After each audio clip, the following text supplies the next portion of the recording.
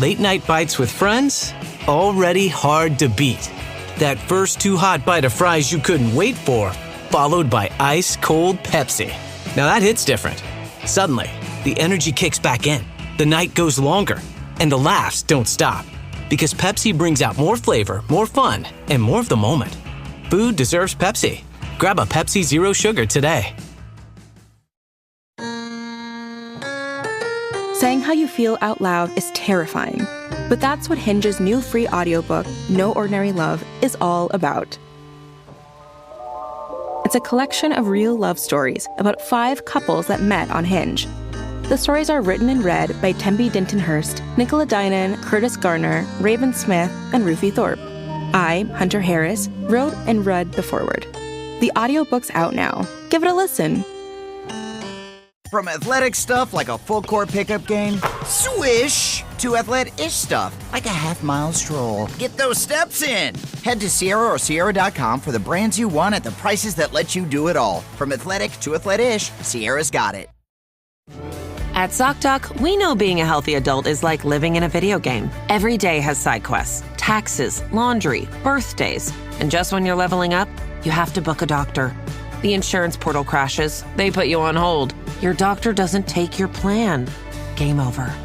We see you. So we made booking a doctor easy. Download ZocDoc. Search by specialty, insurance, and availability. Book instantly. No cheat codes required. Find a doctor you love with ZocDoc. Hey friends, Olivia from Ollie. Between new routines and the ultimate group project known as parenting, you need science-backed solutions that work with your life. That's where Ollie comes in. Start your mornings off right with multis made to support nutrition and immune health. Choose from our lineup of gut-supporting probiotics, and we've got occasional sleep support to help the whole fam chase their big dreams. Head back to class with the #1 gummy supplement brand. Stock up on ollie.com today. These statements have not been evaluated by the Food and Drug Administration. This product is not intended to diagnose, treat, cure, or prevent any disease.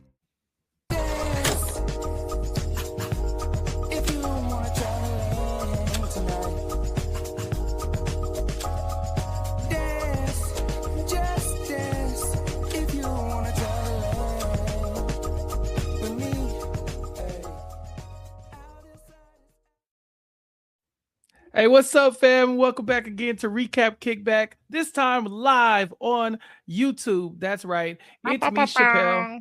And that's Mari. And we are back to talk about House of the Dragon Season 3. It's over. It happened. And now we're going to talk about it with the Recap Kickback listeners. If you are joining us in the chat, we are live on Twitch. We are live on YouTube. And we are just going to talk out our feelings about Season 3. If you have any questions, of course, leave it in the chat. Let us know what you thought. And we'll be very happy to address that. Maester Mari's here, fresh out of the Citadel and the library and all this other stuff. So she'll be here answering questions as well. And you know me, I'll be here asking more questions because sometimes I don't know what's going on either. But Mari, this was a good idea. Yes. I'm so glad we're doing this. I'm so glad we have people in the chat. Please, please, please drop your questions. Thank you for joining us. I'm so excited. I got to go back and watch a few more of the episodes, and I'm really into this retrospective, like this review, this coming to Jesus moment for House of the Dragon Season 3. Just a coming together. So yeah, I'm excited. Yeah, me too. But before you start, for all the listeners here, hopefully if you're listening to us live, you have your cup. Because I got mine. Mari. Hey, there you go. We look at that. Team green, team black. Team black. I heard the cups were flying off the shelves, Mari. How's it going? Yes, it's still going good. And I'll still be nobody. Uh-oh. Live TV, y'all. I think we lost her. Or did we lose me? Let me know if Mari is frozen for y'all. I'm back. Yes, sorry. Oh, you back? I'm back. I'm right, sorry. Cool. It's storming over here, y'all. It's like it is thundering and lightning where I'm at. So be patient with me, please. But what I was saying is, with House of the Dragons or not, my cups are still available. Make sure you use the code RECAP, all caps, RECAP. You'll get 10% off and a free gift. So if you are a Recap Kickback listener, you get a free gift and you get a percentage off of your House of the Dragon cups or whatever cups, honestly. So it's been so fun. It's been absolutely so fun making so many cups for everybody. Yeah, no, I've been enjoying kind of watching you start your crafting, or you doing your little hobby or whatever. No, I've been very excited to support as well. A couple of my cousins definitely were like, "Oh, we got to get one," but when they said that, they meant they want me to get them one. So you might have a few Christmas presents coming toward my family for House of the Dragon. Yes, Christmas presents. These are perfect for Christmas presents. Just make sure you get your order in as soon as possible, so that I'll run into the Christmas the Christmas traffic. I'll probably cut off like Christmas orders at a certain point, like if you order before this point, guaranteed before Christmas type thing. So if you are thinking of a Christmas gift, get it now. Cups don't expire. You know what I'm saying? Yeah, that's true. Get it now. Give it to them in December, Get your gift. Auntie Ashcraft asked in the chat, are any of your cups dishwasher safe, Mari? Probably not. Yeah, they're not dishwasher safe because they're custom. Yeah. They're little works of art, we like to say. So you got to treat them very carefully. You don't want to break, you don't want to want them falling, you don't want them in like extreme temperatures, stuff like that. So the 24-ounce ones, they're good for like the lava style. Forgot I had water in that. For the lava style cups. I was like, I didn't have any water in it. That's good. But the 16-ounce cups, which are smaller, they're way more sturdier. So if you want to give something for like kids, I would suggest the 16-ounce cups and get like a little, you can get a little cartoon. Yeah, what Chappell has, you can get a little cartoon on it for your kids. I suggest that. So yeah. Yeah, a little bit. It's just only a little bit spilled. No, Mari, that was hilarious. I see Khalil in the chat. I love my cup. Yeah, me too. Yes, Khalil. Yeah. Shout out. So, big shout out to everybody who was able to support. But if you haven't, of course, there's still time for that. But let's talk dragons, okay? So Mari, some of the feedback that I've seen online since the season has ended was about Rhaenyra's heel turn. She ends up going full dark Rhaenyra in this last episode, but the season kind of tracks her, right? Like I think the first day was like the first episode was kind of like, well, not really the first episode, but the first episode that would have been the first episode of this season, episode 3. I think it was Rhaenyra's first day on the throne, dirty rotten no good day, that kind of thing. And then from there, the slow descent into madness. How do you feel about Rhaenyra's transformation in comparison to, let's say, Daenerys? Dany, which wasn't so wasn't as positive. Yeah. So I do see how people have issues with Rhaenyra's heel turn here. I will say it's better than Dany's. But that's not saying much, Auntie Ashcraft said Rhaenyra has been so one note this season, and that is kind of my biggest problem. It's kind of like it's been like a simmering kind of desperate type of heel turn, and then when she turns, it's like it's the biggest thing is she kills the Pope. She has somebody kill the Pope, like with no spoilers. We're not here to spoil, but like in the grand scheme of things, it's gonna get worse. And I still have a little bit of issue. We've been talking about it all season. In the book, she's kind of like this, like on 10 from the moment that Jace dies in the book. So I've always wished that she was harder. I actually always wished that she was harder and then turned harder. You know what I'm saying? I complained about it or talked about it all season. It's just felt like very, very like you said in the second to last episode, right? Was it when they heard that Aegon was back and she's in here having panic attacks and stuff like that? I'm like, girl, calm down. Like she should have been about her business from the moment she lost her son. Because in the book it says like the first death, the death of Luke seemed to have broke her, and we got those moments in season 2. And it said, but the death of the death of Jace, something within her snaps, and it hardens her. And that's what I felt like we were missing throughout the season. But I don't know. What do you think? Well, I didn't hate the depiction, but it's definitely different than what you're talking about in the book, right? Like, to me in the book, it sounds like you're describing what I would compare to as like Cersei and Game of Thrones. Again, not book Cersei because I haven't read the book, but in Game of Thrones, Cersei was she was the one who, if anybody was going to burn it all down, and I mean, we watched her do it, but if anybody was going to do that, kill the Pope, that was right. That's right up her alley, right? Like, Cersei really in her Rhaenyra bag throughout that entire show, but it's Cersei's like on 10 the entire time, right? Like season 1, we come in and we're thinking she might be a normalish human. I mean, she's doing some incest, but we don't know that she's like crazy until we see Ned Stark run up on her, right? Ned kind of hits her with I reviewed the family tree and it's wild that these kids they don't look like they don't look like the rest of them. That's crazy. And he thought she was just gonna let it go.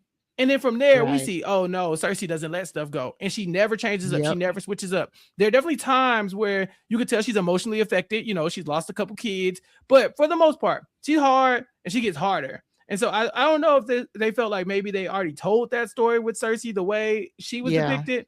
But the way you're describing it, that's kind of what I'm thinking. So how true is that? Exactly. In comparison? Yeah, exactly. That's what it honestly should have been. But the problem is they're also, you see, I have Team Black here. They're also trying to make you want to root for her, right? Like they want to make you root for her. But and they think that if you depict a hard woman like that, a la a Cersei, people won't root for her. But they missed that point because people loved how crazy Cersei was. They hated her, but they respected how crazy she was, and so they should have done the same thing with Rhaenyra, because us true Team Blackers, us true people who read the books, were like, yeah, she should be pissed. She should be acting like a dick.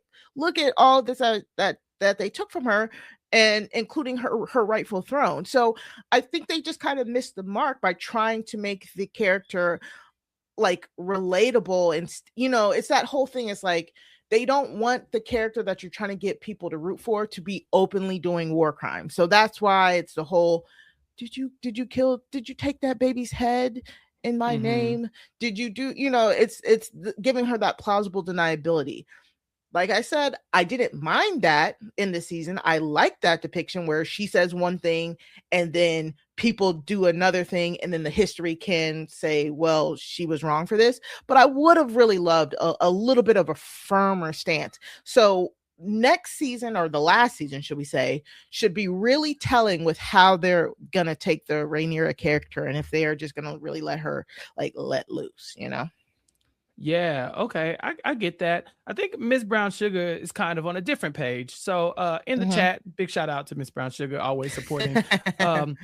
My issue was more the opposite. She says, what happened to the brave and audacious Rhaenyra we were introduced to in season 1? All that sniveling and sniffling for weeks on end felt like a completely different person. And I would agree. I think season 1 Rhaenyra, and I don't know if it's just the actress that they chose originally for the younger Rhaenyra, but to me, Millie Aycock. For me, I enjoyed her. She was very charming, although she was mischievous, she was, like you said, audacious. She was bold. People were telling her no, and she was still doing what she wanted to do. It feels like this version of Rhaenyra, not to take anything away from the actor, but this version of Rhaenyra, it's almost like, okay, now I've got to the place where I want to be, essentially, but I'm handcuffed by everything else, so I can't actually do those bodacious things, bold and audacious things without, breaking all these other rules, right? Like without killing the people at Tumbleton, without doing this, without doing that. Where it sounds like the Rhaenyra of the book would have just did it, did it, and then the next time it happened, it would have been worse than that, And so this one was really trying to navigate it. Whereas like season 1 Rhaenyra, it seems like she probably wouldn't have gone for this. Yeah, and what the problem was, like the season 1 Rhaenyra was so good.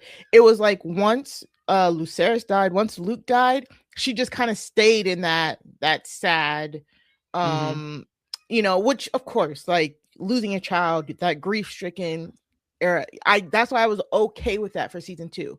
But by the time we got here, she should have been out of it. She should have been snapped out of it. And like I said, specifically in the book, they specifically point out that after Jace's death, she literally snaps out of the grief. Like she barely grieves Jace in a sense, kind of in the book. Mm-hmm. It's like she's like, "Are you serious?" And she just mounts up, because at that point it's like she is giving up so much, like so much has already been taken from her. She has to reclaim the throne. She has to fulfill the well, in the book it's not the prophecy, but she has to accomplish her goal because she's already given up way too much from it. So the fact that she like Ms. Brown Sugar said, the fact that she needs all these pep talks throughout the season is very annoying. It is very, very annoying, in a sense. And so, you know, is it better than Dany's? Yes. Do I think that the depiction can get better with the next season?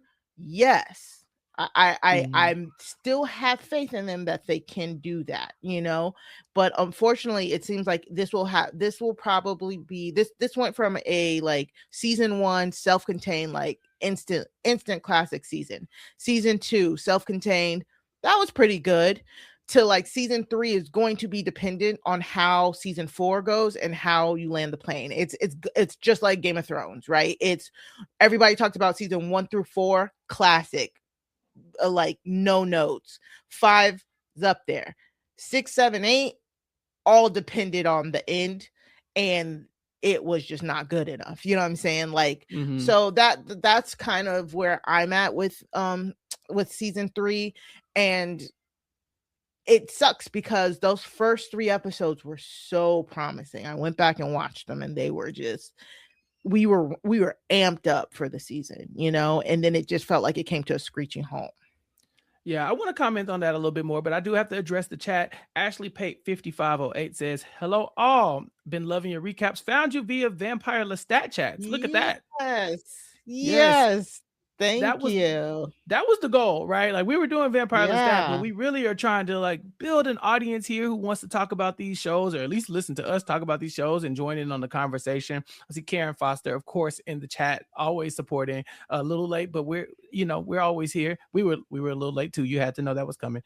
But yeah, Rob Sesternino said that season 3 was his favorite season so far.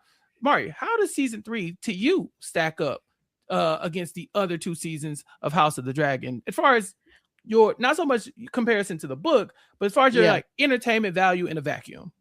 Yeah, in a vacuum, like I said, season 1 was just so freaking good. Like, honestly, season 1, I rewatched those episodes so many times. Like, I would rewatch those episodes 2 to 3 times in the same week that they came out, and because I was waiting for the next episode, and that was before I was even all right, y'all clowning in the chat, y'all throwing Mario off. Khalil, I'm sorry. Yes. But yeah, so like, yeah, it just, season 1 was so good. Like I didn't even podcast about it for the first like half of the season, but I was like glued to it, and I just think it was like, book stuff aside, liberties aside, it was just great. The performances by Millie and I forget the other young actress who played young Alicent, and then the time jump to the older cast, just everything was just great, to be quite honest. Viserys, oh my god, what's the name of the guy who did Viserys? His acting was amazing. I forget his name. But like, I'm sorry, like season 1 is kind of untouchable to me. Yeah. I enjoyed season 1. I think the issue that Rob might be having, and it's, I guess now that I think about it, I'm having it as well, is that it was so long ago. You know, we're waiting a year and change between seasons. And so it's like, I don't want to be a creature of the moment, But I just remember House of the Dragon season 3 a lot more, a lot better. It just happened, whereas like if you want me to go back and find season 1 and tell you how I felt about it, I probably would get some plot points wrong too at this point. The actor that played Viserys in season 1 was Patty Considine, I think is his name. Yeah, Patty Constantine. Yep. Yeah. Yeah. Yeah. Something like that. And then Emily Carey was the actress that played young Alicent Hightower. Carey. Yeah. So for me, I think it was definitely good. But I think for me, the thing that's missing from season 3 of House of the Dragon is those moments that you got to talk about. I think that there are a couple of them, but even this far removed from House of the Dragon season 1, I still remember the moment I became Team Green.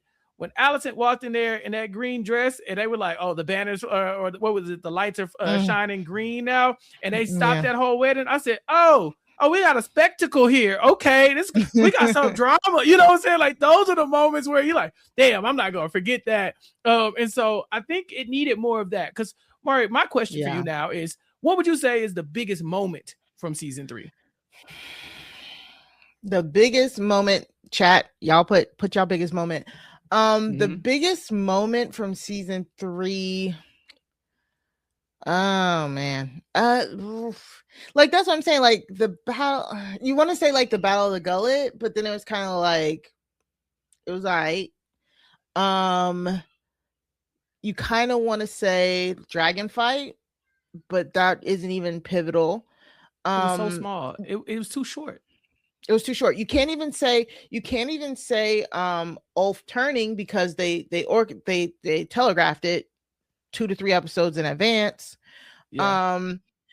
I mean, it's slim pickings for me, to be quite honest. Like I'm really Kristen Cole with the arrow to the face. That was pretty good. Yeah, I think I'll go with that. Yeah. Karen saying she enjoyed season 1, but the moment from season 3 in the chat, JJ12792 says Sunfire rising from the dead, Sunfire burning the what are they? I'm gonna mess up. Mutons, the Mutons, the Mutons. Karen, she had me. I said, who is the moms? But yeah, I think those are good moments for sure. I would honestly say I did like Ulf's turn, right? So, obviously you told me in the book it's not telegraphed, right? Like it just looks like boom, all of a sudden it's this big shocking moment that Ulf and Hugh the Hammer are like, they switched up, they acting brand new. And it's basically because they can't, right? Like that you've given them dragons, they don't owe you anything. And even if they did, they want more. They want more because that's what people want. Look at how the Targaryens act with their dragons, right? They got dragons and they're gods and they deserve all of this stuff. And it's all ordained for them. So they had basically that same moment of like, I want more stuff. And so they turned. Here, I think it still landed for me because for one, I wanted Ulf to turn, right? Because the whole time I'm putting myself in his position. I'm like, I know you didn't let your boss slap you up like that. You know what I'm saying? Like, what? In front of everybody? And then I kept thinking, this man is sleeping outside. He's sleeping outside and he can't even hang out with his friends. And then y'all beat his ass when he hang out with his friends. So for me, I think it was less telegraphed and more that they were giving me the reason where I should could squint and say, I support this. I'm in one of the Game of Thrones groups on Facebook, and somebody said like off with Ulf's heads, and all the comments were like, yeah, Ulf ain't shit, blah, blah, blah, hang him. And I got the rope. And I got in the comments was like, Ulf was right. And then, tomatoes, they throwing bricks, they throwing hammers. But can't nobody tell me that they would let their employer do them like Ulf got done. And same thing for Hugh, really. So they gave you a dragon. Now you're supposed to be a slave. You're supposed to sleep outside and get slapped up and just show up for work unpaid, Mari. So I don't know. I didn't hate the switch up. They wouldn't get no money. I agree. I don't hate the switch up in theory, but even the switch up, I feel wasn't even as satisfying because they telegraphed it. They then had to do something that was shocking. So he missed the first half of the battle. You know what I'm saying? So was it really satisfying? Because they had to find him in the can, then his new employer beat up on him too, right?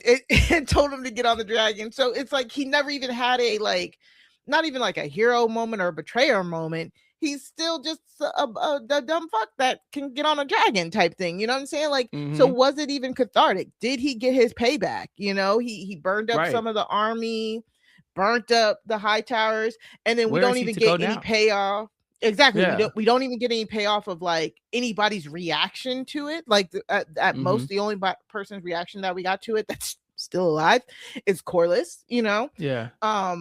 So like even the payoff for that, I was like, you know, it was kind of in a sense. But yeah, I mean, as a season, that's what I'm saying. They use the season to lay the groundwork for the next season, and they better do it so that the next season is actually really good. I'm not moving on. I don't want to move on or anything, Chappell, but there's a TikTok out there. I didn't want to send it to you because I know you don't necessarily care about spoilers, but I wasn't sure. But there's this dude on TikTok who basically broke down all the events that have to happen for the rest of the Dance of the Dragons. And he said, in order for them to get all of these events in, this is how they would have to do it in 8 episodes for season 4. And he was like, and I was like, there's no way. Like, I was sitting there like when he was listing off what had to come, I was like, there's no way. They're going to have to cut some of this. And I'm like, and I'm afraid of how it's gonna get chopped up, to be quite honest. But yeah, that was my thought process. There was nothing real big that stood out to me. We did get a comment very similar to that in our YouTube comments from La Family Bets. I'm sorry. It says, do you really think the show is going to be able to show all the things that has to happen in season 4, or are they going to have to omit a lot? It sounded, Mari, like, you know, based on the amount of episodes this show normally gets, unless they're going to be supersized episodes, they're going to have to take out a bunch. Yeah, what they're going to have to do is they're going to have to compress a lot of it. They're going to have to compress a lot of it. They're going to have to simplify. There we go. Some of the storylines. And yeah, and then they're going to have to completely cut some stuff out. I'm thinking like there's no way, like, or really kind of change some stuff up or really mess with the timeline. I guess it's gonna be iffy. I truly think, unfortunately. What do you think about this comment from Robert in the chat? It says, I'm with Grace. The biggest moment is I'm alive. The return of Aegon. Yeah. I yelled when that happened because it was so funny. You did. His face is falling apart. His dragon's face is falling apart. He rolled up on his brother. His brothers they're having 2 separate moments, right? This is Aegon's triumphant return to kind of stick it to the man who tried to kill him. Like, you thought I was dead. You thought I was dead. I'm back, baby. Slap him around a little bit. And I'm willing to fight you too, just like this. I got my dragon. Well, let's go. Round 2. And on the opposite end, Aemon's just like, brother, I'm so sorry. I can't believe I did this to you. I don't know what I'm changing so much. I don't know. Do I want to help you? Do I this is my girlfriend. This is my wife. I liked it. I like the return of Aegon just because we need a real villain, right? And we know we lost Ormond in the finale. We know that you know, Alicent's kids don't really want to be on the throne, like not the ones that she wants to be on the throne or would let, but this one does. And so him coming back, I think, was kind of cool because they do humanize Aegon throughout this season. Like, they try to force us to really be like, maybe he ain't so bad, but then they make that light switch go off where he realizes like, nah, I'm still nobility, I'm still royalty, I'm still better than y'all, and y'all not gonna make me run, I'm not gonna retreat. You know, we saw that from so many characters this season, Mari, where people were just like, I could do this, but it is my duty to do this other thing, or in my nature to do this other thing, or my right to do this other thing, and I'm never going to stray. Kristen Cole did it. Aegon's doing it here. So what did you think about the I'm alive moment? I'm alive. You know, as Team Black, I was like, I guess, You know, we'll let you Team Green people have your moment. Your Aegon's back. Whoop-de-doo. He has his dragon. Whoop-de-doo. Oh, yeah. Whoop-de-doo. He is risen. Everybody still loves him all of a sudden. That man, Aegon ain't shit. But, you know, I think the show is more interesting when you have I think the show is more interesting when you have rootable characters that you can root against as well, right?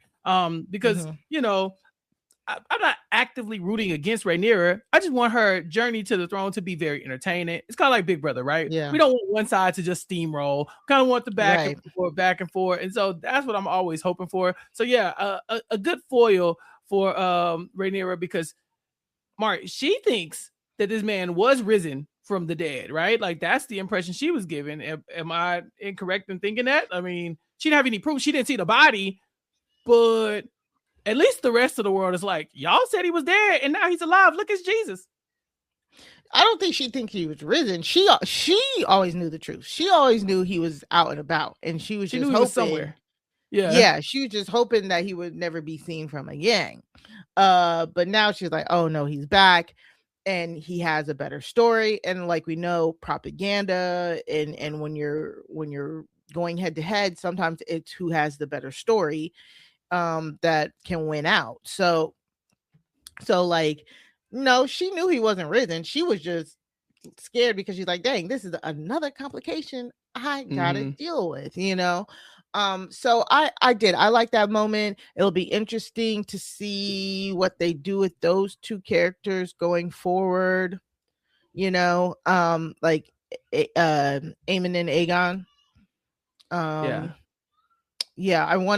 wanna see what they do with Aegon's movements going forward, because like I said in the book corner, his movements aren't as well telegraphed in the book. In the book, him and Aemon, both of them, they're kind of like they pop in and out. People think they see sightings of them, but it's not really confirmed until when they pop out, they pop out. You know, sometimes you gotta pop out and they do, and it's really big moment. And so it'll be interesting to see how this show, if the show actually does that, lets them have off-screen time and then pop back in, or if they try and follow those characters, which again, honestly, they probably shouldn't, because there's a whole bunch of other stuff happening that, you know, if you can get to the other stuff while they're going to where they need to be, that's what you should do. But a written book is different than a paid television show where you have all of these big name actors that you are paying per episode, and you need their faces on set episodes. You know what I'm saying? So that's kind of the thing there. Okay. Well, I'm glad you mentioned that. Jeremy, loyal listener, you know, supporter, in the chat says, my favorite season 3 moments are the ones between Alicent and Rhaenyra throughout the season. That being said, what characters were underserved in season 3? I feel like I wanted more from Corlys and his line. We also get that echoed in the chat by Ashley. Mari, the Sea Snake was largely absent from a lot of the events. It was like he was there and then he'd go do something, you know, and kind of leave his kids around. I don't know Corlys's fate, you know, in, you know, where they're going with the show. I have no clue where him or his kids are about to do. I have nothing. But I would love to have more of a fleshed out storyline about Corlys and, you know, his offspring with Alan and Adam, and even their interactions with Baela. But does the book address any of this any further? Yeah. So first off, I do want to say the Alicent and Rhaenyra scenes this season have been honestly top notch. Just amazing. They act. Yeah, Olivia Cook acting. She's acting. That look she gave, and they like, this is Dayrod. She was like, no, the look when Aemon kissed her, she's like, Yes, like she's been killing it this season. So I agree. Those two characters, all of this is again made up, but it fits. It still fits everything. So I've been loving their interactions. With Corlys, this is actually pretty book accurate in a sense. Like Corlys is like he's ducking and dodging. This is accurate. Yeah, I thought that the Black family reunion, the gullet scene, that was perfect. And I think it was perfect because they were going to go their separate ways as we saw.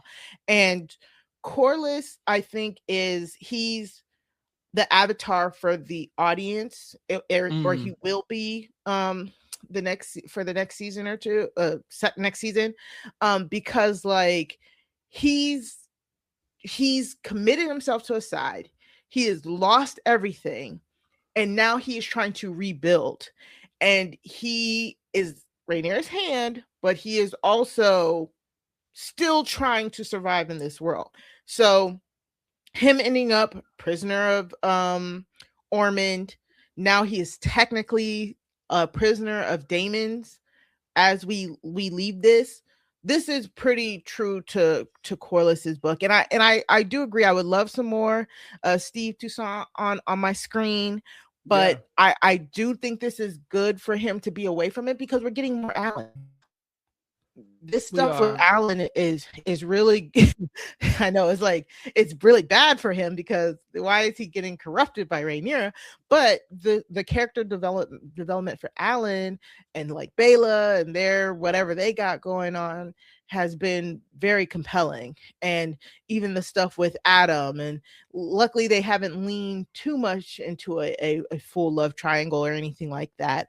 So if Corlys has to step back so we can get more from Baela, Alan, and Adam, I'm fine with that. You know, I have enjoyed their scenes, but it's all been slow character moments, right? Mm-hmm. Auntie Ashcraft puts in the chat, I was more impacted by Alan's turn than Rhaenyra's, and I agree. I think it's a lot more interesting, right? Like Rhaenyra's is like, it seems like that's the natural progression of things, right? Like she's the queen. They don't want her to be the queen. Like eventually, even if they hadn't killed her kids, she was going to get here one day, right? Like just with all the red tape that they're putting up in front of her, just they won't let her do nothing. You know, it's basically just the green sabotaging, but also the patriarchy. Like we talked about this. She would have got there eventually, right? Mm-hmm. But Alan, you know, we see somebody who is kind of like, he's nameless, but he's a hard worker. He's kind of following the footsteps of his dad in a weird way, but he's not claimed by him. And by the end of this, he has stepped into Corlys's spot almost as the hand, and you know, he's making moves, right? Like he's already claiming Driftmark. You know, hey, well, y'all know I'm going to be y'all boss in the future, so get in line. And he's having this romantic thing going on with his niece, which is typical of House of the Dragon. Now, I don't really know what to think about the Alan moment versus the Adam moment, because when Adam shows up, Adam also had a moment, right? Like it was just like there was some chemistry. I don't know what it was. Maybe it's just like, hey, you my niece, you know, maybe that kind of chemistry. I don't know. But and it seems like by the time we got to the finale, Alan and Adam are not on the same page. Alan is backing Rhaenyra, and Adam seems like he's like, I don't really know about this, but Adam has a dragon and Alan ain't got one of those. So, you know, we've seen brothers collide on this show so many different times. I mean, you know, famously the battle of the Cleganes, the Clegane Bowl, you know, with the Mountain and the Hound. Yeah. But I don't know, Mari. I don't know if I want to see them maybe get on the same page, or if it'd be more interesting to see them kind of fight it out. I don't know. So remember, like, again, I was reminded with the rewatch. Remember, Alan has always been the I'll take what I can get one, right?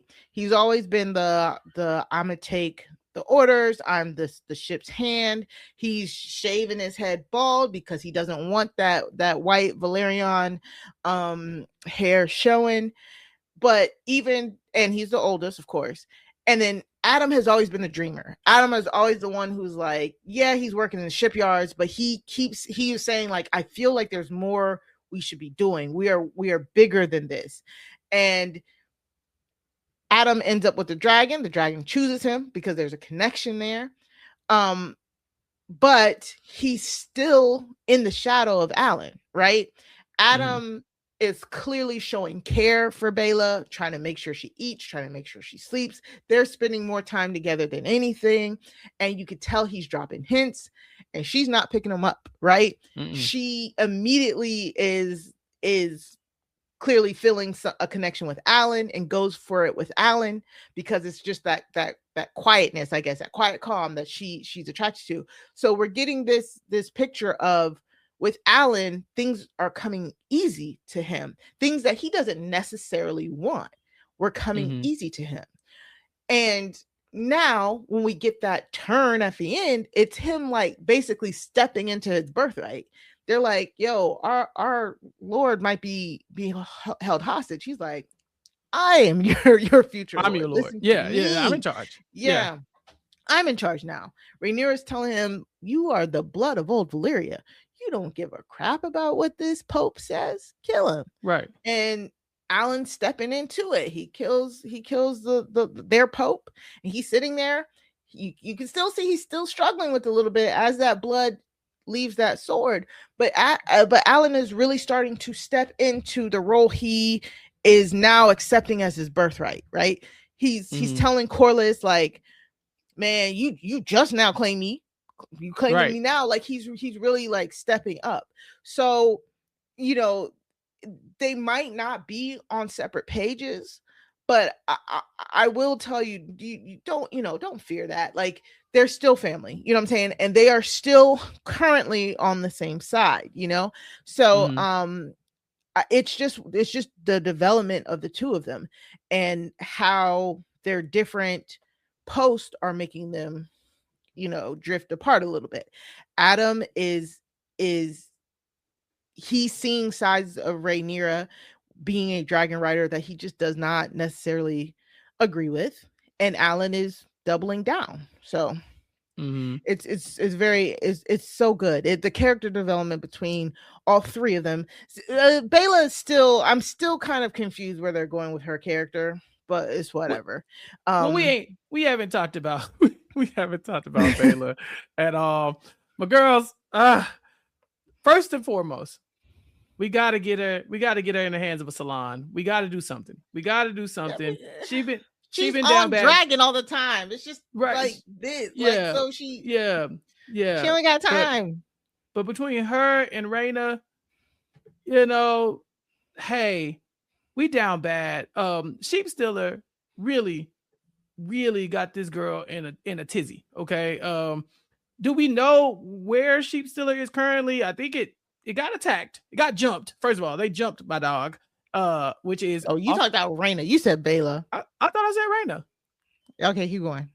Okay, listen. You know me, Charlotte McGay, Angela G. You know, yeah. The girl, the sheep stealer, then took her off. Basically, made her his pet. You know, he would feed her, bringing her sheep every now and then. Like, here, you know, stay out of trouble. But then he gets jumped by the other dragons.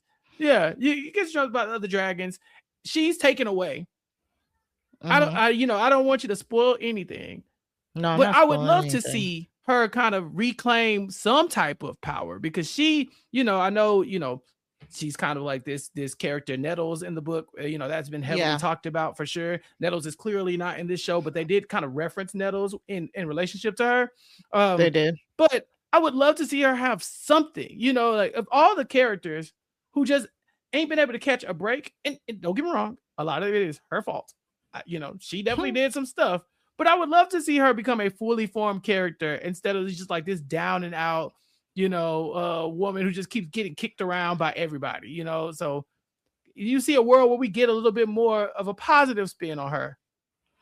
I know. I want to, but like the fact that they are combining Rhaena and Nettles' storyline, it's just kind of they're just kind of making a lot of it up by the seat of their pants, to be quite honest, because the things that Nettles does in the book, Rhaena cannot do here in the show. This is not a spoiler. This is extra context. In the books, Nettles is thought to possibly be the lover of Daemon at one point in the books. So there's contradictory evidence. Yeah. There's contradictory like thought processes in the histories. So some histories are saying like Daemon and Nettles, they would eat together, they would drink together, they were always by each other's side. Basically, Daemon and Nettles was at one point kind of doing what Adam and Baelor were doing. Like they were like searching for Vhagar throughout the Riverlands and stuff like that together. And some people would say like, oh, they were lovers. Well, some people said they would share meals as if they were father and daughter. So I think that's where they got the thought process to combine Rhaena and Nettles, because again, in the book, I've said this before, again, not a spoiler, Rhaena is like, she was in Pentos or whatever. She was like not doing nothing really during the dance because she didn't have a dragon, and she doesn't get a dragon in the book until, you know, much later. And so like so they merge these storylines together. Because they merge these storylines together, I do think they do a pretty good job of giving us the moments with her and Daemon where it's like Daemon can finally show that he is a father figure to her.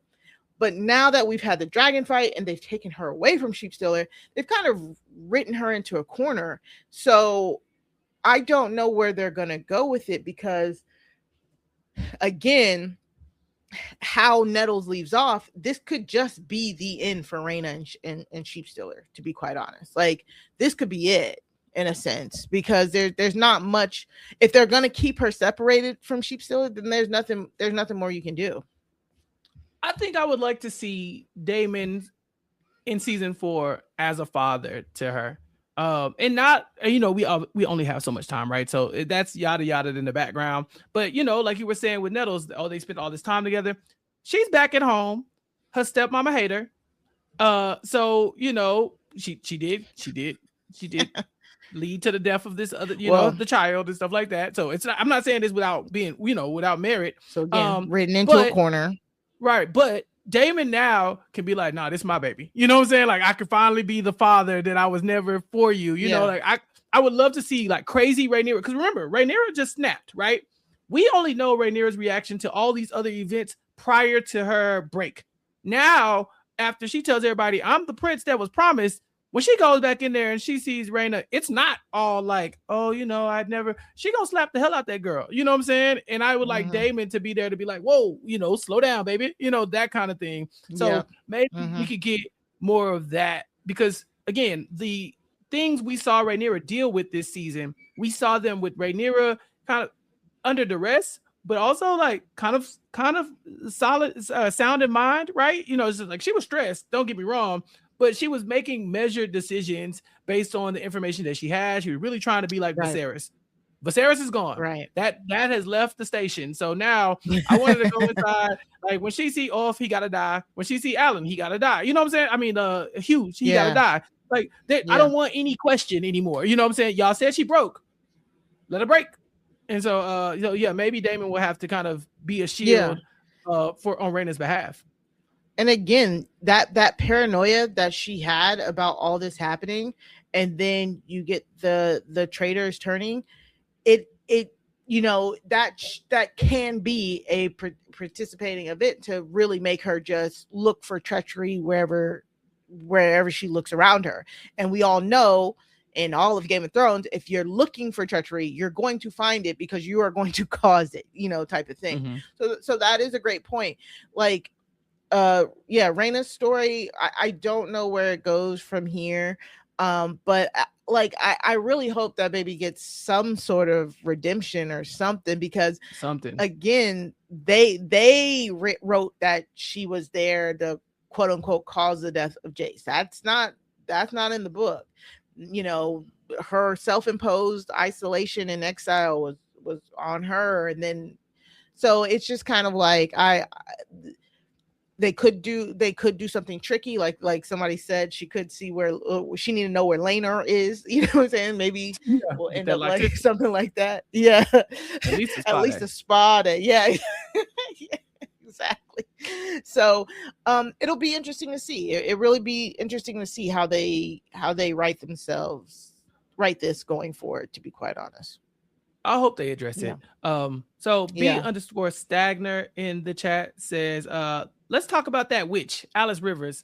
Is this the witch from Game of Thrones? Mari, is there any world where that same red witch, the one that that led Stannis, that led Stannis into sacrificing his daughter, that will go on to have blood magic and demon babies out of her own, kind of thing. She died. She walks out into the sun at some point and kind of dies, I think, after the long night, if I'm not mistaken on that timeline. I think that's when I think that's when she finally went out. That's when she really cannot remember. She's also 1 billion years old. We saw her take off that pendant, and now all of a sudden, we find out that she's 1 million years old and just been out here having sex with everybody. So Mari, what do you think? Is there a world where this Alice Rivers has, left Harrenhal and she's out here still pulling the strings in the Game of Thrones? The perfect lunch combo. That first bite of your favorite sub, followed by ice-cold Pepsi. Add a couple of friends, and now that's next level. Suddenly, the laughs get louder, the stories keep flowing, and the food tastes better. Because Pepsi brings out more flavor, more fun, and more of the moment. Food deserves Pepsi. Grab a Pepsi Zero Sugar today. Saying how you feel out loud is terrifying. But that's what Hinge's new free audiobook, No Ordinary Love, is all about. It's a collection of real love stories about 5 couples that met on Hinge. The stories are written and read by Tembi Dinton-Hurst, Nicola Dinan, Curtis Garner, Raven Smith, and Ruthie Thorpe. I, Hunter Harris, wrote and read the foreword. The audiobook's out now. Give it a listen. From athletic stuff like a full-court pickup game, swish, to athletic-ish stuff like a half-mile stroll. Get those steps in.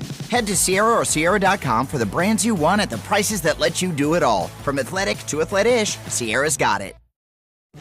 At ZocDoc, we know being a healthy adult is like living in a video game. Every day has side quests, taxes, laundry, birthdays. And just when you're leveling up, you have to book a doctor. The insurance portal crashes. They put you on hold. Your doctor doesn't take your plan. Game over. We see you. So we made booking a doctor easy. Download ZocDoc. Search by specialty, insurance, and availability. Book instantly. No cheat codes required. Find a doctor you love with ZocDoc.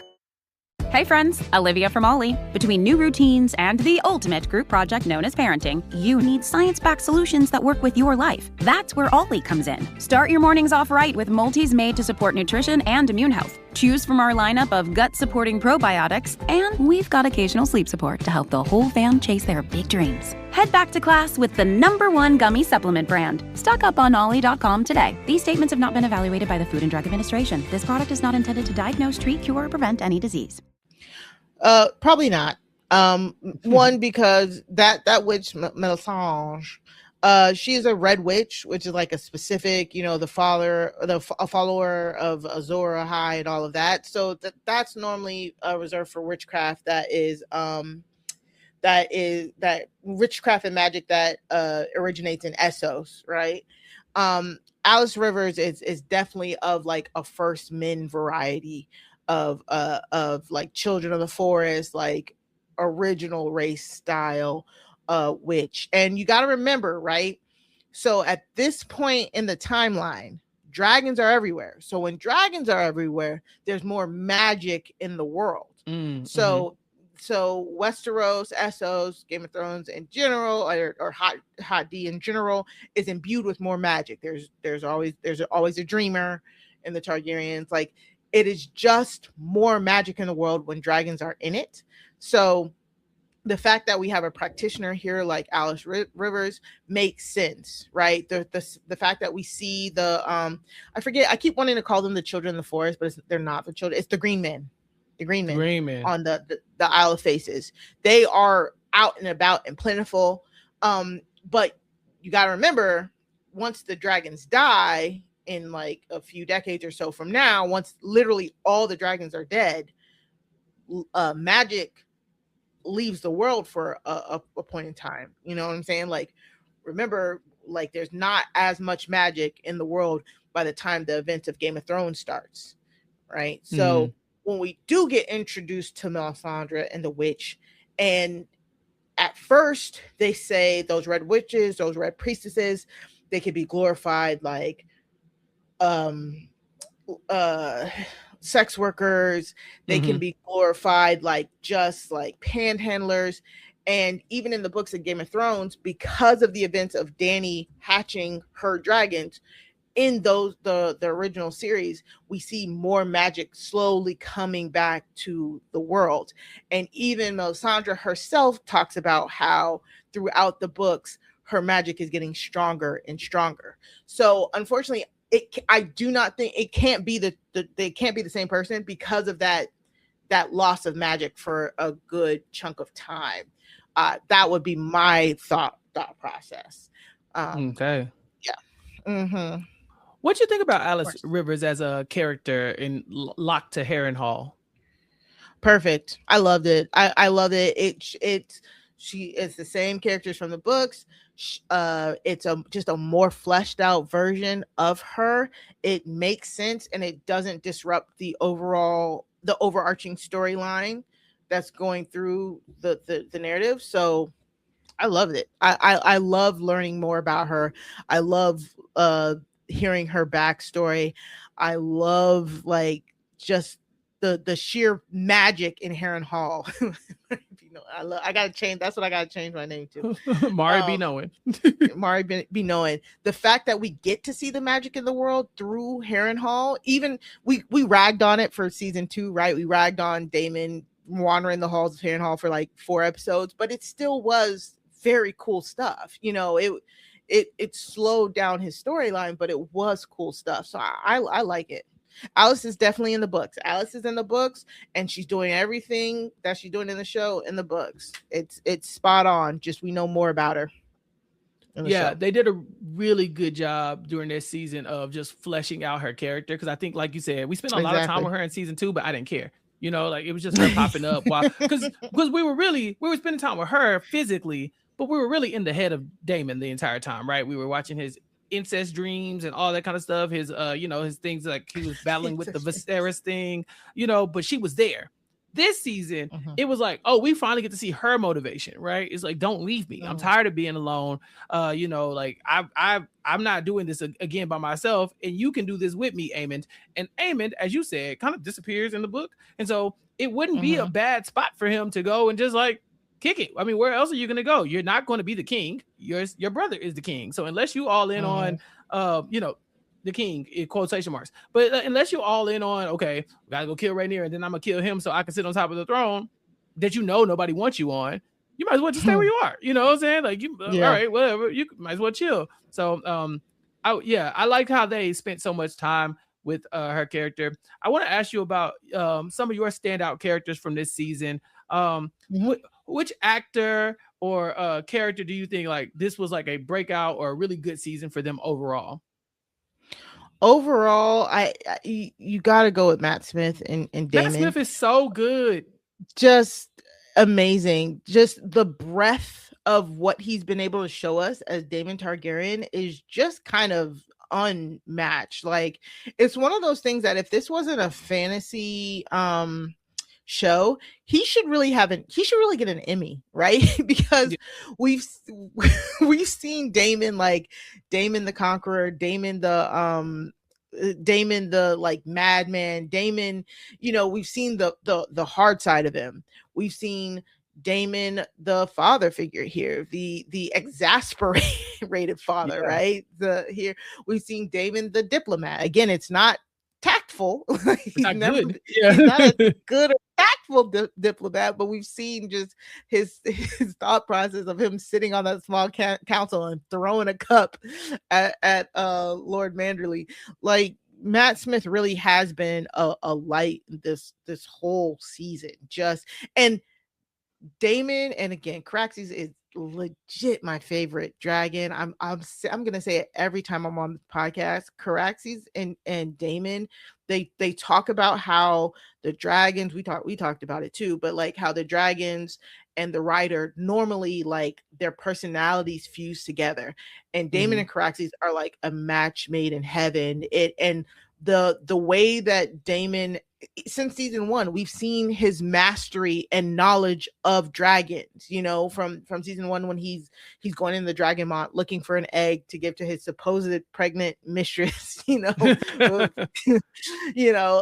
and just him knowing, like, just watching him basically be the dragon whisperer for 3 seasons now.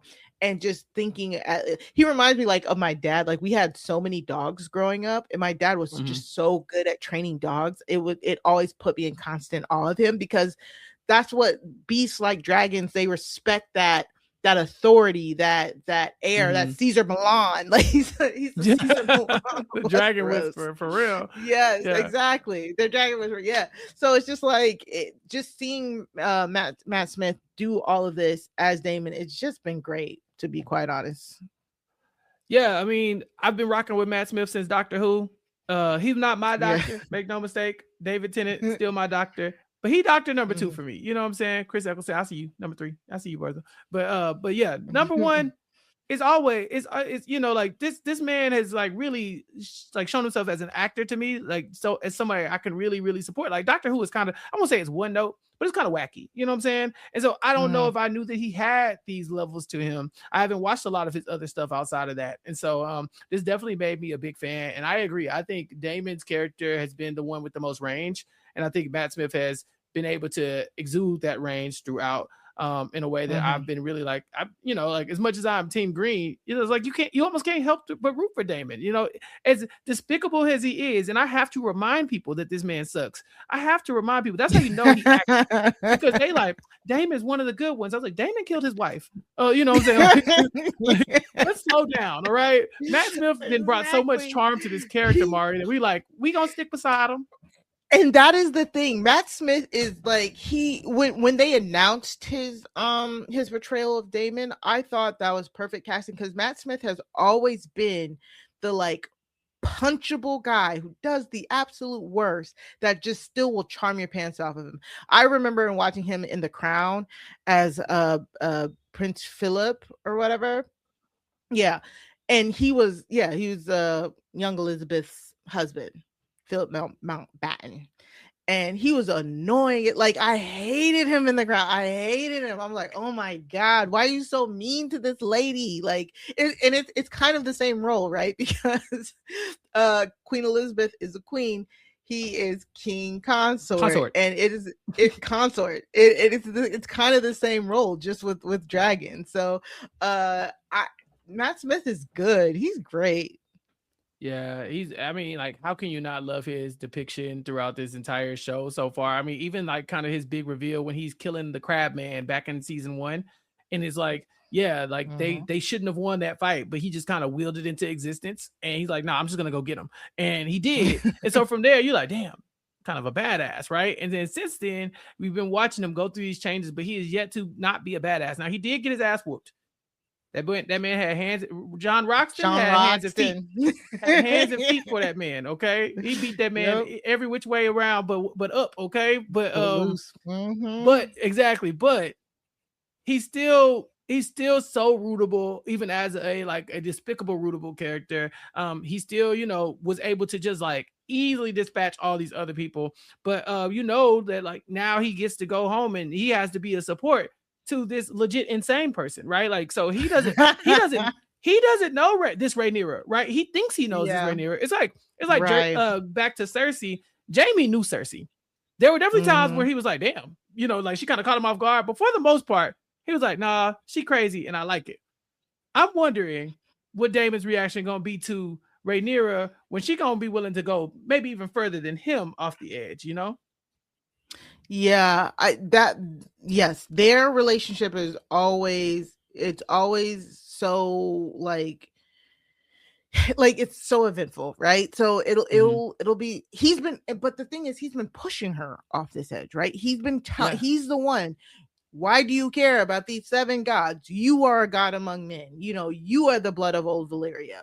Who cares? Get on your dragon, torch all these hoes. We don't so he's been pushing her to this. So it will be really interesting to see how he reacts when he finds out she listened, Right.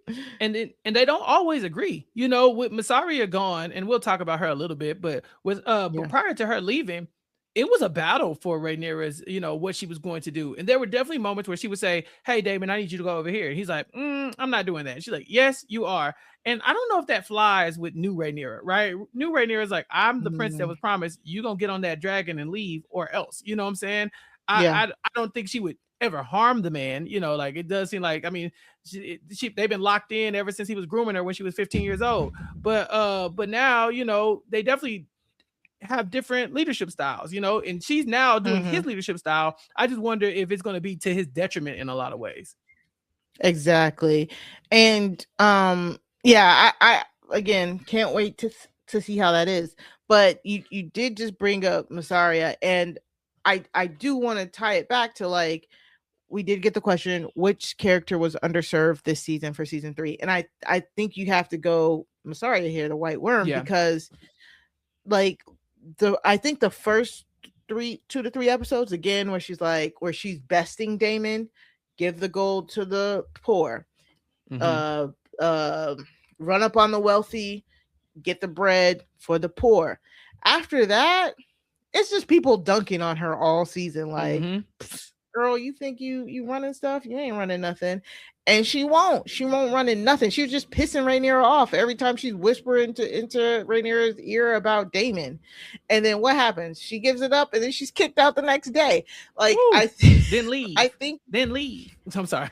And that beat peace out. And then the funny thing about Mysaria's character is I'm really wondering if they're going to use her as a foil for next season, because like I said, I think they're going to have to cut out a lot of stuff or make stuff a little bit more palatable for the audience. So I'm the fact that she walk of shame.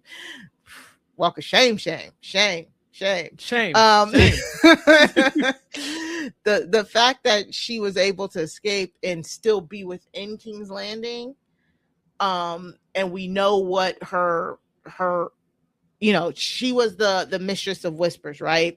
She's supposed to be the mistress of whispers. To be quite honest, she's quite possibly the worst master of whispers we've seen as depicted on a Game of. Think about it. When you're talking about that dude, Varys was that dude. Okay, man, if somebody farted in the north, Varys knew about it. Varys knew everything. And then even oh my god, I'm forgetting his name. Okay, it'll come back to me. But she what did she know? Other than oh, the poor folk, they're mad now. Oh, thanks. Yeah, Qyburn was crazy work. Yes, Qyburn, he was the Cersei's maester plus her master of whispers. That dude was just unhinged, but he knew he knew a lot. He's amazing in the books. Chappell in the books too. He was good in the show too, though. I loved him. Oh my god. So she just really she hasn't been really showing up. How did you? And if I'm Rhaenyra, I'm like, Helena was pregnant. Did you know about this? She said no. Then what are you doing here? Why am I paying you? Well, she's not paying them people. What are you doing here? She's not paying them people. Yeah. She's not paying them people. See, this is why you got to pay labor, okay? Pay your interns and pay your people, because they show up for work and they'll do shit. Yeah, I like that she escapes, because Rhaenyra definitely banishes her. Hey, go get on the boat, go somewhere. I don't want to see you no more. She gets loose. And Mari, I could definitely see a world where next season she's kind of in the Kristen Cole spot of just maneuvering and making things harder, just because she can, right? Like she got away and she's got an axe to grind in a way. She obviously should have an axe to grind, right? She's fired. I'm sure Daemon is very happy to see her go. But she's also the voice of the small folk in her mind, right? I think it was the other woman had told her, like, you've been self-serving, right? What have you actually accomplished for the rest of us while you are? Yeah, you got them people a little food and some money, but that's it. Like that's you right next to the queen. We expecting you to make some noticeable changes around here, and you lost. And so I don't know if she like is about to double down and try to really have some influence, because she looked at Rhaenyra. She saw the psychotic break, right? And so I would love to see her step up into a role. I saw Miss Brown Sugar and B Stagner in the chat saying, Miss Brown Sugar said, and can we talk about how Mysaria didn't bring one drop of useful information to Rhaenyra the whole time? For real. Like even like nobody could tell us who was killing the gold cloaks. Like Daemon was trying to figure out. Daemon got one of them, but little good that did. Like she couldn't tell who was writing the Queen of the Bastards stuff up there. She did not a single drop, nothing, right. Nada. So my biggest thought, Miss Brown Sugar said there's a theory that Mysaria wasn't ever going to make it to that boat, and that's why she ran away, because how all of a sudden you got money to keep her in a mansion. Why you got money? Where does money come from? Where did the money come from? Hugh and Off are sleeping in the dirt. Okay, they don't have a room in a castle. They don't have a room, and now she like, I got you a mansion over there. They don't have a room, Mari. Stop it. The people is broke, underpaid, and they don't got no room. They had a room, but they just was on assignment. Yeah, until we could build a room for them. Yeah, Mari. I never thought about it, but she would have had to die. Yeah, maybe they was gonna have her look at the flowers, which makes sense. So my thought process is that they're gonna use Mysaria. No, she's like, it's the small folk. You got to get to the small folk. So I could definitely see Mysaria trying to turn these small folk against Rhaenyra. Like that would be what I would definitely think she would end up doing. Because in the book she's just sleeping with Rhaenyra and Daemon in the book, really. Just out here. Then you know what? It shouldn't be hard to win the small folk over, because Rhaenyra did kill the Pope. You know what I'm saying? Like at this point. But they don't know about that yet. But it comes to a point. You know what I'm saying? Like at some point they gonna know, because she did it in a room full of people. They didn't murder the whole room, did they? No, they did not. Exactly. There are witnesses. People are gonna go and tell the tale of, remember when the Pope got killed? You know what I'm saying? Like, so I feel like the small folk gonna be looking for any reason to get up from under Rhaenyra's thumb. She's gotta be scary at this point. Yeah. I mean, like, if I see a Pope shanked in front of me, maybe I'll be quiet. I mean, I'm a be quiet, but when he walk away, I'm gonna keep talking. You know what I'm saying? Like, yeah, like. That's true. You're right. Y'all know how the small folk will find out. Yeah, they gonna find out. That's true. Yeah, that's true. I love that. I love that idea, because I'm hoping, because right now I don't really see any real opposition to I mean, like obviously Aegon is coming back, right? But it looks like she's gonna have some help from Daeron. He doesn't seem like he gives a damn about the throne at all. So it's not like, well, we don't know where he went, right? He just flew off. He did. Did he fly? Right? Yeah. Did he get on that dragon? I don't know. We didn't see it. He disappeared. Him and G-Wayne. Well, so no, because didn't G-Wayne woke up and he won't there. Yeah, right? That's what. Yeah, you're right. Yeah, G-Wayne was. And yeah. Can I say I just realized that what's happening with G-Wayne is, like I told everybody ages and ages ago, G-Wayne was supposed to die last season, I believe. Okay. Or beginning of this season, something like that. G-Wayne is no longer with us in the book, right? So everything that he's been going through, very compelling, and he's basically our eyes in those different areas, like our eyes in Kristen Cole, our eyes with the Ormond at Tumbleton. What I didn't realize is basically I think they took his character and mixed his character with Hobart Hightower. Okay. G-Wayne play with house money. Fast and loose. There was a Hobart Hightower who did survive the Battle of Tumbleton, because he was like little known Hightower. He's at the rear guard, so he kind of missed all the death and destruction. So he was like, yeah, exactly. So I think now I'm realizing that I think G-Wayne is basically his stand-in for the show. Sorry if you guys can hear my kids in the background. It's bath time and they are just going nuts, bananas, ham. Yeah.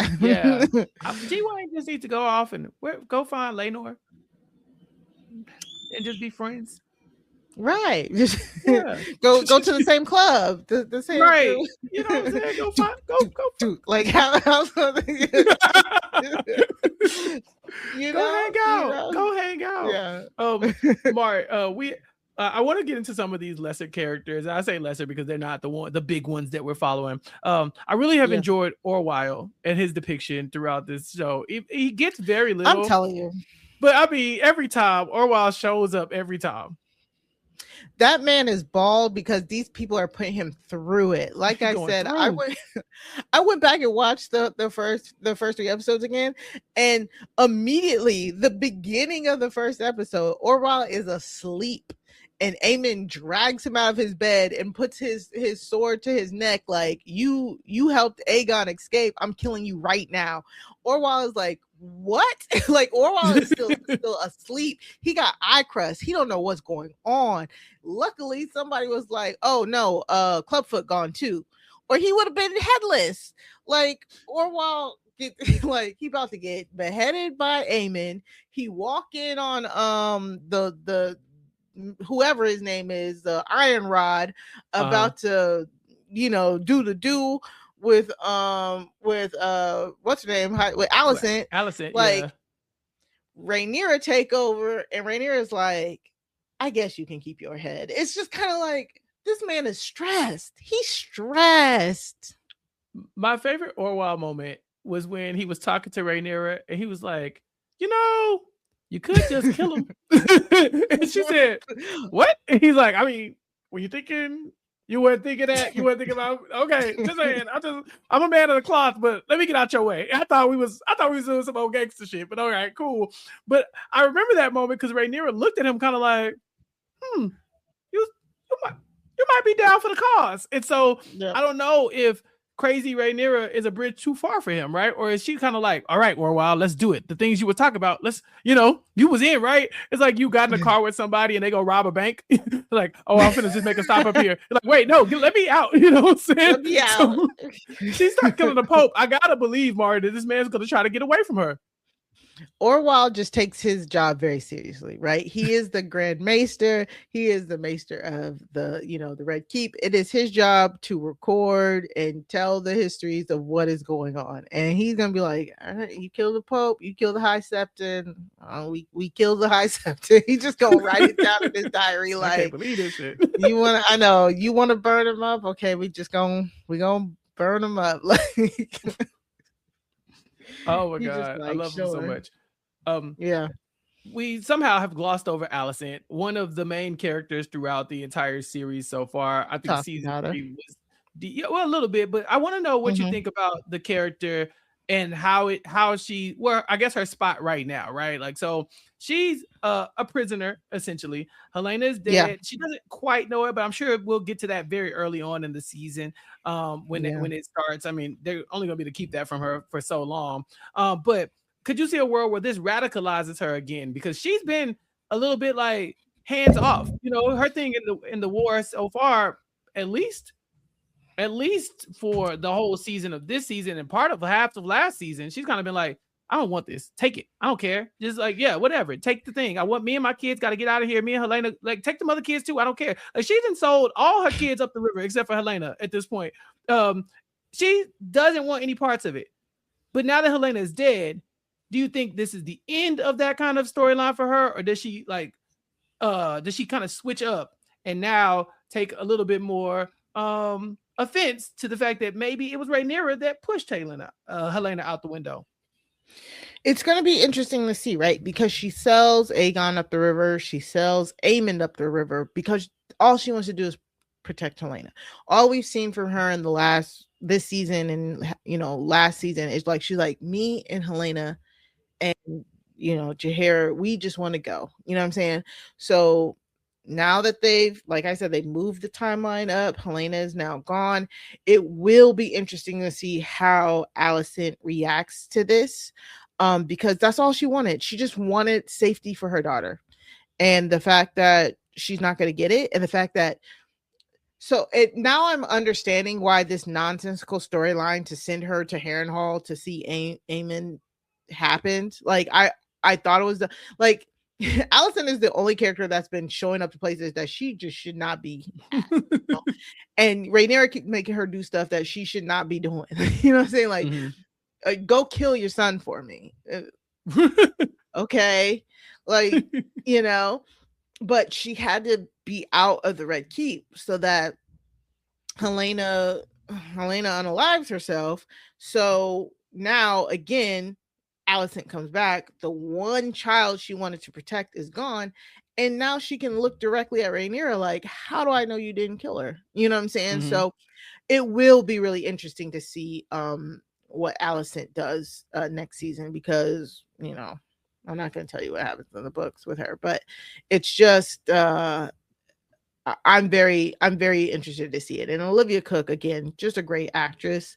So I know I'm going to feel it. Whatever it is, I'm going to feel it. You know what I'm saying? Because she going to make us feel it. Yeah, no, she'll be acting.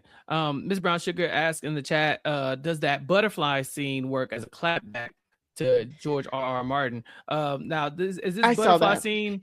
Yeah, the butterfly scene is when Helena unalives, the butterflies flew up in front of Alicent. Is that what we're talking about? Yeah. Yes, okay. But so a lot of people have been saying that might be a shot at George R.R. Martin from the showrunners, because George R.R. Martin, we know famously, like this last season he split from production. He didn't like where they were going with this season. And he said some kind of quote, if you could help me, Miss Brown Sugar, he said some quote about the season that had to do with like butterflies, something of like he didn't have a lot of faith in the season, and that I forget the exact quote. I remember it, but I forget what the exact quote was. It's something like it's not all butterflies or something like that. And so when the butterfly scene happens with Alicent and Helena, a lot of people in a lot of the groups were like, oh, the showrunners are they're reading George R. R. Martin, they're throwing shade at him, da da da da da da. And so I saw that and I was just like, I guess, it's just beware the butterflies. Yes, thank you, Mr. Poopy. Thank you. Beware the butterflies, or yeah. Yes, he was the butterfly effect. Toxic butterflies, yeah. Yeah, to kind of highlight. He didn't like. Yeah, he didn't like. I guess the relationship. He said there are probably more butterflies to come. Right, the relationship between him and the showrunners had deteriorated at that point, and so yeah, I mean, Helena dying might be symbolic. What do you think about that as a shot to George R.R. Martin, considering you are one of his biggest ops? I am one of his biggest ops, and if it's true that they said he's mad that they left out Maelor, I am even more one of his biggest ops, because I've said it on this podcast. I'm actually glad that they did not go with the Maelor storyline. For those who don't know, at the time of Blood and Cheese, Helena actually has 3 kids. She has Jaehaerys and Jaehaera, and then she has baby Maelor. We've talked about this in our season 2 coverage, but for Blood and Cheese, Maelor being there is a very big pivotal scene. It makes more sense in Blood and Cheese. Unfortunately, how Maelor's storyline ends up in the book is very graphic and very unneeded. So the fact that they left him out of the show, to me, is fine, because we don't need to see that depicted on screen. It doesn't affect the Dance of the Dragons. So I'm actually fine. Still his biggest op. If it was a shot at him, sure. If not, they're making the show. he still got paid for it already. It's whatever. Yeah. To circle back to Alicent, just one last point I wanted to make is that I can imagine that, Alicent now losing Helena, not respecting or loving or caring about her other two kids, that this could be the moment that also pushes her back toward Daeron. She doesn't know him. You pointed that out, multiple times throughout the season, is that like she gave him away as a ward to, for whatever reason. But now he's basically free of Ormond. He is going to be on the run. For all intents and purposes, he is an heir. And so I can imagine her going back and saying like, all right, I lost Helena, you all I got. And you kind of look like me, you know what I'm saying? Got the hair, obviously. But I feel like that was an intentional choice, Mari, that they made, because like you said, the hair is not supposed to match Alicent's, right? Right. Yeah. I mean, Daeron, like that's could be something that she might want to do, but again, there's a war going on, right? Like maybe Alicent is the only character that seems to be able to teleport around the map, but like there's stuff happening. Like you can't get a reuniting with your kid in the middle of a civil war type thing. So I think Alicent is just gonna very, very much feel the loss of Helena, and I wouldn't be surprised if she tried to get some sort of revenge. I think that would be kind of interesting if they try and go with that angle with her. Yeah. B Stagner puts in the chat different question. Okay, so was it the Lannister that the knighted man by Rhaenyra who he made the deal with, or can y'all talk about the character if the Med Rhaenyra knighted and the men Rhaenyra knighted and their story, please? Sorry, I don't know his name. Do you know who B Stagner is talking about? Are we talking about like the new Dragon Riders, like Ulf and Hugh? Oh, bastards. Oh, so Ulf, Hugh, the bastards, and Adam, right? Are the three? Was it the Lannister that the knighted man?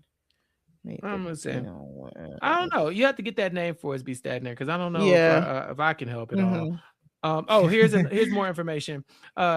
The character of one of the men that was knighted by Rhaenyra, they asked her for land and asked for his buddy to be pardoned. Oh, Ulf. Yeah, Ulf. That's Ulf. Yeah. Yeah. Ulf. Yeah. Ulf. Yeah. Ulf. Unpaid, mistreated, downtrodden, a victim. He did turn cloak. All right. He did turn cloak. He did. But now, Mari, he is a knight, right? Or can she take that back? No, he's a knight. He's a knight. Once you're knighted, I don't think they can take it back. Like I don't know. Do we have any? Have a name? It was off the white. What's she gonna do with that? Right, like Ulf Targaryen.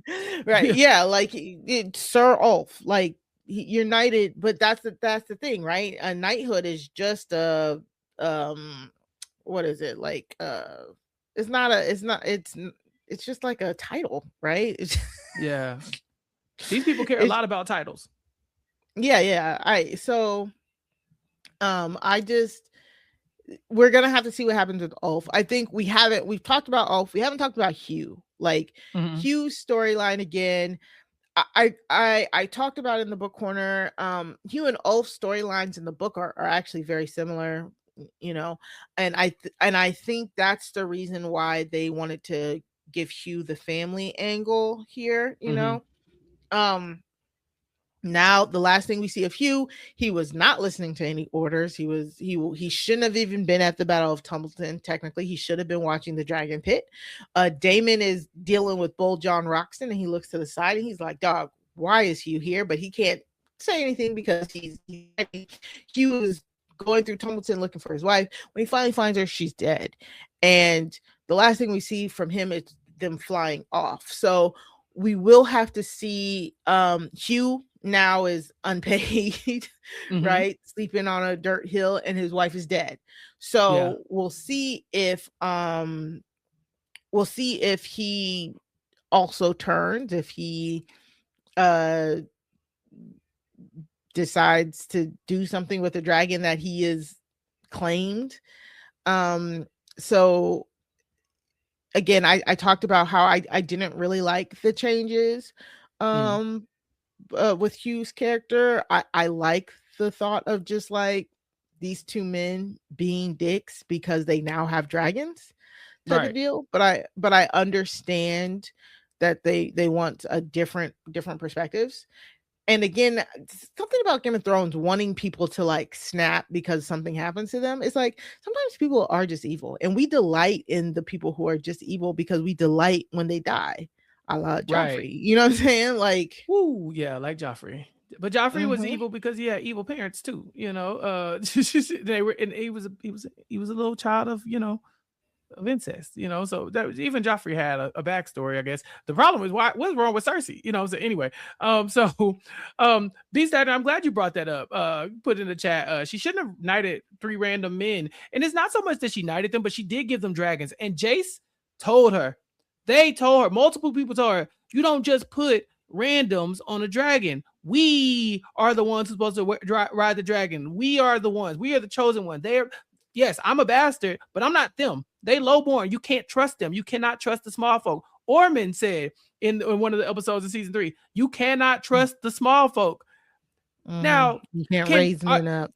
Right. Now, listen, are they inherently untrustworthy because they're small folk? No. But because of the way the system is set up, and they're so small, right? They're at the mercy of these people that they call kings and queens. They go to them and they beg for meager rations, you know, when they're broke. When they get into war, these are the people who suffer. So yeah, you wouldn't be able to trust any of them because they need to look out for themselves. If you think they're going to be serving you, then, you know, I think that's a bit of a reach to expect that, you know, for them to do it just out of the kindness of their heart. I'm sure some people will, right? We've seen honor take people a long way, but also be the end of people in House of the Dragon or Game of Thrones. And so I definitely see a world where you look at Rhaenyra and say, hey, you shouldn't have put them on the dragon in the first place. Now, I don't know if this now makes them like a duo, right? It's like a tag team, right? The 2 bastards that are now kind of like they're out on the green. Like they can't go back to the blacks, right? Like they might not be team green, but they definitely aren't team black. You know, I can see them just being in the way, you know, just like they did turn on the greens too, or at least Ulf did. And so it's not like they got a place to go. Yeah. So I don't know if Ulf is now I don't know, like Ulf kind of feels like his story is done, right? Like he already did his thing. It's just a matter of do they go kill him or not. But as far as Hugh, yeah, where does this take Hugh? His family's dead. He broke. He got a dragon, and he should be upset with leadership. Does he do something about it? That's the question. He's gonna circle back. Yeah. We'll see, because I can't, I don't want to give up the goose, but yeah, Ulf and Hugh now have every reason to be angry, and they're angry men on dragons. You know what I'm saying? Like, right. Okay, we got a few more questions and then we'll wrap up. Question from Chloe B says, do you think there's any chance HBO gives them 10 or 12 episodes for the final season? I just don't understand why they're giving them 8 when it's a Game of Thrones franchise. Yeah, Mari, what, from your professional opinion, you watch a lot of shows, you read a lot of books, why are they cutting this show short when it's clearly a moneymaker? I have absolutely no clue, because we got 10 for season 1. We got 10 episodes for season 1. It is unarguably the best season. And then they had plotted out 10 episodes for season 2. We know that for a fact. We know that they actually shot 10 episodes for season 2. But yeah, HBO, Time Warner, like Ms. Brown Sugar says in the chat, have been going through different change of hands with ownerships and stuff like that. So it could be all of the changes, the execs and stuff like that. But season 2 got cut down to 8 episodes, which moved their last 2 episodes to season 3. Again, those are some of the best episodes. And then the episode, which would have been the first episode of this season, one of the better episodes. But I don't know. I don't know if this season recorded, 10. My thought process is they recorded 10 for the second season. They were told you got to cut it to 8. They said, okay, so that means we got 2 left over, and then they just recorded these 6. So, unfortunately, I don't see the point of having 10, making a point to cut it to 8, making a point to cutting it to 8, and then coming back and bringing 10. You know what I'm saying? Especially when, unfortunately for Game of Thrones, it was the opposite, right? We got 10, 10, 10, 10, 10, 6, 6, 7 or something, or whatever. Like 7, 6. Yeah. Yeah. So, unfortunately, sadly, I think we're not going to get 10 episodes when honestly we really should, to be quite honest. Right. Boo. Yeah. Boo, yeah. Tomatoes, bricks. Yeah. All that kind of stuff. We want more. Okay. Auntie Ashcraft says, Mari, why did they make a point to show Rhaenyra pushing back on being a monster to children at several points in the show? Examples of, murdering the youngest Hightower boy when they thought they had him, murdering unborn babies, killing Rhaena for killing Jace. She doesn't do any of that stuff, even though the opportunity was right in front of her. Why do you think that was? Twofold. The whole her losing her children type of thing. I think she really, again, that really hurt her. So I can't see her thinking that she would want to hurt other people's children type thing. And one of the main things that I really think it was for is because, like I said, in the book and in the retelling of history, she was a bitch. She was Maegor's teats. She was the child killer. They blamed her for blood and cheese. They blame her for Helena's jumping. You know what I'm saying? All of these things are actually attributed to her. So I think what the show wants to show is no, this is what Rhaenyra actually was. She was actually a very thoughtful ruler. She really tried everything she could to not descend into that madness, and history still recorded her as a mad woman with power, which is quite often how history does tend to record women who are in power that they don't like. So that's what I think it was. I think they wanted us to show us that Rhaenyra is a very thoughtful, very quote unquote tender-hearted woman, right? I think at one point Ormond says she doesn't have the constitution to burn these people up or whatever. She has soft sensibilities of a woman. So they wanted to show us that she really isn't a monster while she is being depicted to people as a monster. Yeah. Oh, that great question. But here's my thing. Now that she's broken bad, is she just a monster now? Are the kids about to die? Are we burning buildings down? I mean, we saw what happened when Daenerys snapped. She burnt the city down. Is Rhaenyra still going to have any level of diplomacy to her, or is she now going to be like, hey, bring me Daeron. I just want to tell him something, Yeah, I mean, right? We'll see when she's breaking bad, so all bets are off. She's like, you made me this way. You made me this way. Yeah. You made me this way. Y'all wanted me to be the bad guy, and now I'm the bad guy. So let's see how that works. Mari, this was so much fun. This was such a good idea. This is awesome. Yes, I'm so glad we were able to do this. I'm so glad y'all came and did the damn thing. Y'all filled the chat up. We said, y'all better come and we're not doing this. And y'all came. So I love that. Yeah. No, me too. Thank you. Yeah, big shout out to everybody who's followed us on our journey throughout this season. Even the people who just show up to watch us talk. Michael Horn, I saw you in the chat earlier. Just, hey, I don't watch the show, but I support Chappell and Mari. Thank you so much for all that support. Thank y'all for the questions, the feedback, the comments. Thank y'all for sharing the podcast, for buying Mari's cups. Yes, please. This was so much fun, and we'll have to do this again maybe next time. Maybe next time we'll get some guests. Mari, I'd actually talked to LaTanya about coming on today, but she wasn't able to. But she said she really is looking forward to us talking about House of the Dragon, or talking with us about House of the Dragon. So I can see her coming on maybe next year as well. What was it, 2 years, Mari? I know, 2 years. We did do that special with Grace and Taryn. Let us know in the comments of this video, now, do you want us to do a full spoiler like season 4, because that's what we did, right? We did a draft of what we thought would happen in the seasons, and you were there and you didn't mind, right? Yeah, that's fine. I was like, I'm kind of spoiled, but not really, so it's cool. I didn't, and honestly, Mari, I don't remember none of it. So there you go. Exactly. yeah.